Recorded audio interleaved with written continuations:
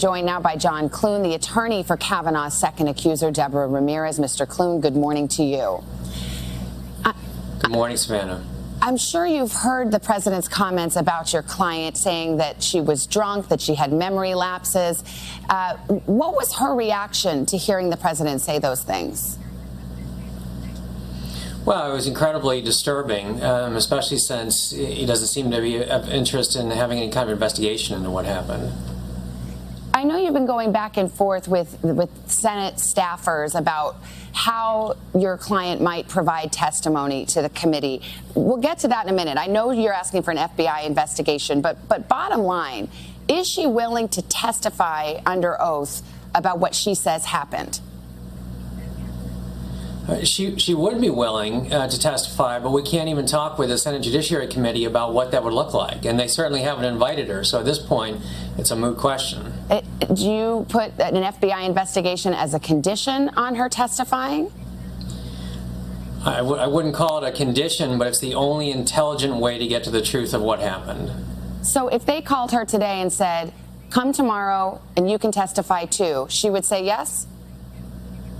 Well, I would let her make that decision. I'd be concerned about her doing that without them doing an actual investigation into what happened. Look, we don't go straight to trial and skip the investigation process. We have a process that's set up of how to do the background investigations into potential candidates for the U.S. Supreme Court, and to cheat that process is going to end up with just an unintelligent outcome. But as you well know, Dr. Ford requested an FBI investigation. The Senate said no. Senate Republicans said, no, we're not going to do it, and she's now testifying. So I guess just to circle around it, bottom line, if she is invited to testify, will she testify even if there isn't the investigation she would prefer? Well, again, that's a decision that I'll certainly let her make. I would be very concerned about doing that, but it wouldn't surprise me if she would agree to do that. Your client spoke to the... We'll wait and see if she actually gets that invitation and go from there. Fair enough, fair enough. Let's talk about what she told the New Yorker. I won't get into the nitty-gritty details, but she says that Brett Kavanaugh exposed himself to her in college. But according to the New Yorker, they wrote, in her initial conversations with the magazine, she was reluctant to characterize Kavanaugh's role in the alleged incident with certainty. As we sit here today, is your client certain it was Brett Kavanaugh who exposed himself to her in college? You know, she has intentionally been very, very careful about what information she's putting out there. And what she said in the New Yorker is exactly what she recalls with clarity. She recalls the incident. She recalls the genitalia in her face. She recalls seeing Brett Kavanaugh adjusting his pants as though somebody was zipping up their pants and closing up their pants, and then somebody shortly thereafter saying that Brett Kavanaugh just did that. Those are the facts that she very, very is comfortable with putting forward, and she was deliberate to not say specifically that in that exact moment she knew it was Brett Kavanaugh and she saw that it was Brett Kavanaugh. And that's one of the things that has made her, to me, so credible, is that she's not putting forth more conclusory information. She's been very, very careful about what she's comfortable saying publicly. Another thing the New Yorker writes is that after 6 days of carefully assessing her memories and consulting with her attorney, she then felt confident enough to speak to the magazine. What happened over those 6 days? A lot of people think, come on, you either remember or you don't. What's the 6 days about?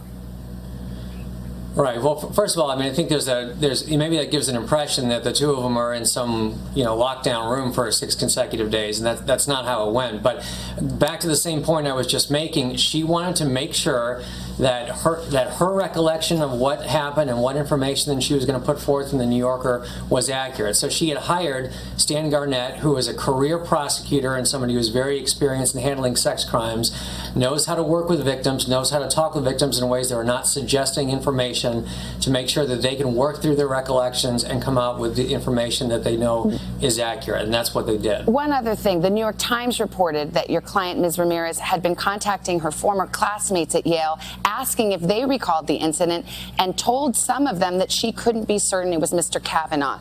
Did that happen? I believe that happened. I wasn't representing her at the time that may have taken place, but it goes back to the exact same point. She wanted to be very, very careful that she wasn't putting forward any false information to the New Yorker. And finally, what's your client's mindset right now? I mean, suddenly it's her name on, in every paper. She's been brought out here publicly. Where is she? How is she today? Yeah, I think she's been kind of lifted up by all the support that she's been receiving, but also it is frustrating to see some of the remarks by the Senate, by some of the remarks by the president. I think she's frustrated to see those, and is becoming more and more motivated to participate in whatever fashion that the judiciary will allow her to. All right, John Clune, the attorney for Ms. Ramirez, thank you for being with us. We appreciate it. Thank you.